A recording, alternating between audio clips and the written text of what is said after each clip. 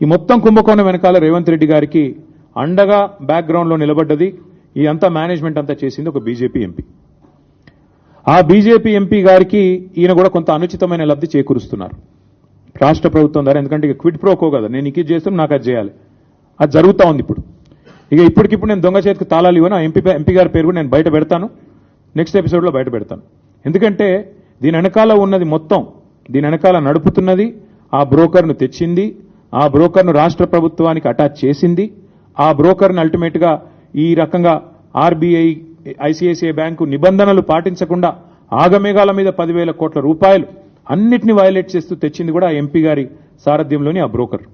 ఎందుకంటే అంత strong backing ఉంటేనే యూనియన్ గవర్నమెంట్ది ఇంత వేగంగా డబ్బులు వస్తాయి. లేకపోతే 10 రూపాయలు పుట్టాలన్న సామాన్యుడికి దేశంలో 10 రూపాయలు బ్యాంకు నుంచి రావాలంటే 10 క్వశ్చన్లు కాదు 100 క్వశ్చన్లు అడుగుతారు. ఒక లోను శాంక్షన్ కావాలంటే హోమ్ లోన్ మీ అందరికీ తెలుసు, అందరికీ ఉండే ఉంటాయి ఇక్కడ లోన్లు.